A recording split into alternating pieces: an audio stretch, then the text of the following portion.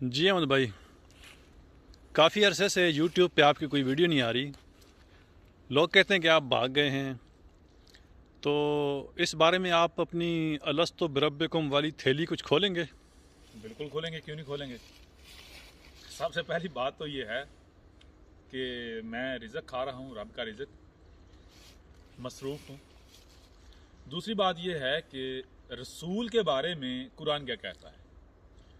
قرآن کہتا ہے رسول کی مثال سورج کی سے ہے۔ رسول کی مثال سورج کی سی ہے۔ سورج کی سی ہے کہ جب وہ ایک قوم پر طلوع ہوتا ہے، دوسری قوم کہہ رہی ہوتی ہے کہ سورج کہاں گیا؟ ڈوب گیا، غروب ہو گیا۔ میں آپ سے سوال کرتا ہوں کہ اگر ایک قوم کو سورج ڈوبا ہوا یعنی غائب نظر آ رہا ہے تو کیا حقیقت یہی ہوتی ہے جو ان کو آنکھوں سے نظر آ رہا ہوتا ہے؟ کیا سورج ڈوب چکا ہوتا ہے، غائب ہو چکا ہوتا ہے، یا پھر سورج تو ڈوبتا نہیں ہے، سورج غائب نہیں ہوتا؟ وہ اس وقت جس وقت ایک قوم کو ڈوبا ہوا نظر آ رہا ہوتا ہے، غائب نظر آ رہا ہوتا ہے، اس وقت ایک دوسری قوم پر اسی شان سے آب و تاب کے ساتھ چمک رہا ہوتا ہے۔ جی لہذا آپ کی اس بات کا جواب یہ ہے کہ ہم کہیں غائب نہیں تھے، نہ ہم غائب ہوئے۔ ہماری مثال ہے سورج کی سی۔ اگر آپ کو لگتا ہے کہ ہم ڈوب گئے، ہم غائب ہو گئے، تو یہ آپ کی آنکھوں کا دھوکہ ہے۔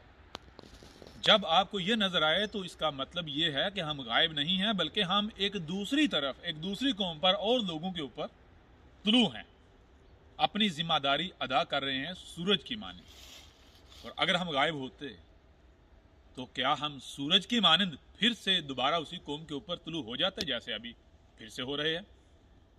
جیسے سورج لوگ کہتے ہیں غائب ہو گیا، ڈوب گیا، غروب ہو گیا، غروب ہو گیا، تو کیا غروب ہوتا ہے؟ نہیں، وہ اس وقت ایک دوسری قوم کے اوپر طلوع ہو رہا ہوتا ہے، طلوع ہوتا ہے۔